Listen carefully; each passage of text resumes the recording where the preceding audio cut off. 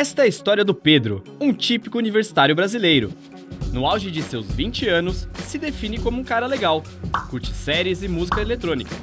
Namora há 3 anos e tem um cachorro chamado Boris. Pretende até o final do curso de ADM fazer um intercâmbio no Canadá e, ao terminar a faculdade, talvez se especializar em marketing. Hoje é um dia especial na vida do Pedro. Ele está prestes a ingressar em uma renomada organização multinacional, o que vai fazer toda a diferença na sua carreira. Mas o que o Pedro precisa saber para se destacar em relação aos demais concorrentes e alcançar um lugar ao sol?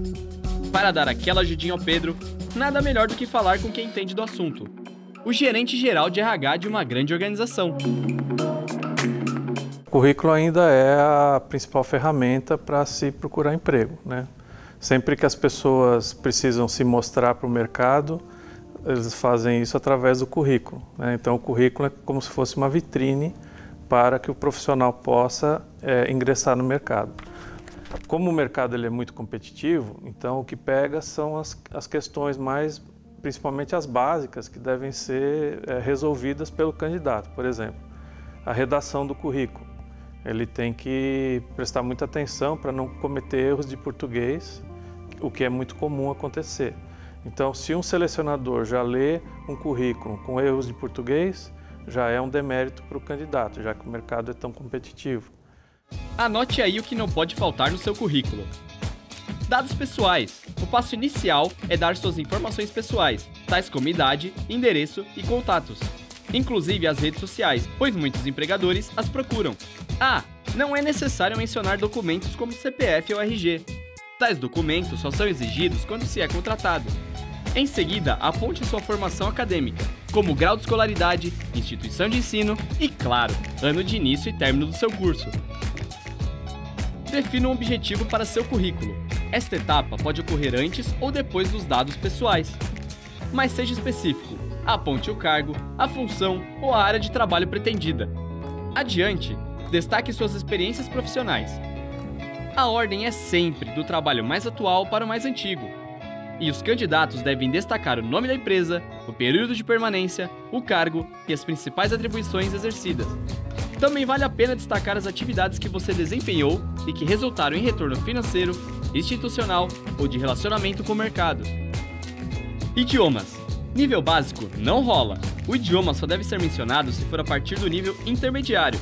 E não vale mentir, afinal, a entrevista na íntegra ou parte dela pode ser na língua estrangeira indicada por você. Daí em diante, mencione seus cursos extracurriculares, competências técnicas, eventos vivenciados no período da graduação, intercâmbio, ações de voluntariado e o que mais julgar relevante para a vaga a ser disputada. Bom, mas se voltarmos ao início deste vídeo, você com certeza vai lembrar do Pedro, não é mesmo? Ele estava prestes a participar de uma entrevista de emprego. Vamos dar uma olhada nas dicas do Milton para esta fase tão importante do recrutamento de funcionários? E também, hoje em dia, uma coisa muito importante são trabalhos voluntários ou coisas ligadas ao terceiro setor. Então, candidatos que têm essa vocação para fazer esse tipo de trabalho, ele já demonstra ali que ele tem um espírito mais altruísta, que ele trabalha em equipe, e essas são competências muito importantes nos dias de hoje. O currículo é uma vitrine que o candidato possui. Se essa vitrine não retrata o momento profissional do candidato, muitas vezes o recrutador ele pode ter uma informação desatualizada ou ainda errada sobre aquele candidato. E isso não vai favorecer em nada se aparecer uma oportunidade onde aquele profissional possa se encaixar. Então tem que manter atualizado, com certeza.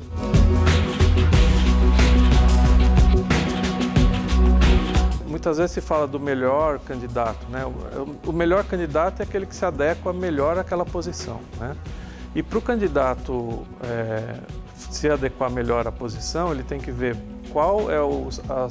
quais são os requerimentos daquela posição que ele está se aplicando, que ele está se candidatando, e diante desses requerimentos, ver se ele se encaixa naquele padrão que é requerido e também não cometer erros básicos, né? Como, por exemplo, vestimenta, como, por exemplo, comportamento na entrevista, como, por exemplo, a parte de oratória, né? Quando ele vai expor a própria experiência dele, contar da vida dele profissional e ele acaba cometendo erros de português, erros de concordância, cometendo assim, falhas que são muito gritantes e que quando você pega um candidato que não tem esse tipo de falha, claro que ele vai se sobressair àquele que apresenta. Então, esses erros são gritantes na hora do processo seletivo, né? Anote aí mais algumas dicas que podem fazer a diferença. Antes da entrevista, pesquise sobre a empresa. Pode ser na internet, não há problemas. Procure conhecer seu histórico, ramos de atuação e suas principais características. Estude seu currículo. Geralmente, o empregador fará questões pontuais sobre ele. No dia da entrevista, saiba o nome e cargo do entrevistador, o local, a data e o horário da entrevista. Não se atrase. O ideal é chegar 10 minutos antes da hora marcada. Vista-se de acordo com o perfil da organização ou de sua profissão. E por favor, desligue o celular. Isso mostra respeito e bom senso. Durante a entrevista, esteja preparado para responder sobre a pretensão salarial, disponibilidade para viagens e limitações de horários, perspectivas futuras, ambições e outras questões de mesma ordem. Evite comentários negativos ou queixas sobre o emprego anterior. Nunca implore pelo emprego. Seja simpático, positivo e demonstre entusiasmo em suas respostas. Se você acha que acabou por aí, está enganado. Se liga nas orientações do Milton sobre dinâmica em grupo, outra etapa fundamental para a seleção e o recrutamento em recursos humanos. Na dinâmica de grupo, o recrutador e o selecionador eles vão montar uma dinâmica adequada para observar características daquele grupo e características individuais que vão melhor se encaixar para aquela vaga. Por exemplo, se uma vaga pede uma pessoa que seja muito analítica, concentrada, etc., na dinâmica de grupo, eles vão propiciar esse ambiente e a pessoa vai demonstrar ali quem tem mais aderência a esse tipo de comportamento. Muitas vezes as pessoas na dinâmica de grupo, querendo mostrar competitividade, garra ou querer se sobressair, vão mascarar aquilo que é próprio delas para criar um comportamento que não é adequado para aquela dinâmica, né? E isso vai influenciar diretamente no resultado. E podem rolar testes práticos, Milton? Muitas vezes o teste prático ele é necessário realmente para você identificar se a pessoa possui aquela experiência, aquela competência necessária para aquele cargo. Se as empresas lançam mão desse tipo de teste, ele realmente agrega no processo seletivo. E eu acho que muitas vezes, né, alguns candidatos colocam até experiências que eles não possuem no currículo.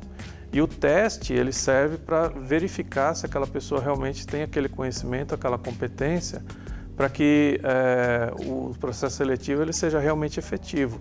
Porque muitas vezes, só na entrevista ou só no currículo, a empresa não consegue identificar se o candidato realmente possui aquilo que está no currículo, que está declarado ali.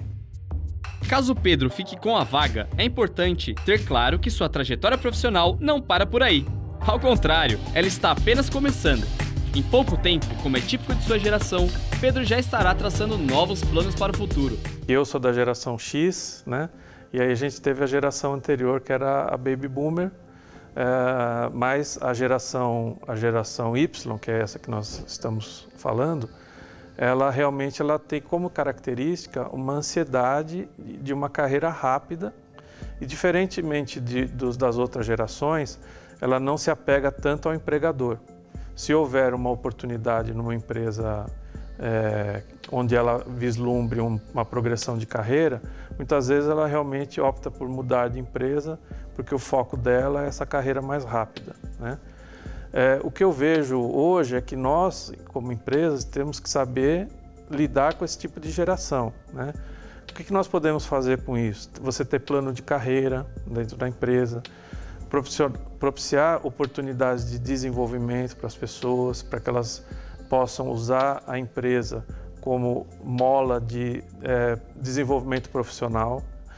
A gente não pode só se ater, nesses casos, a simplesmente promoção ou uma carreira rápida.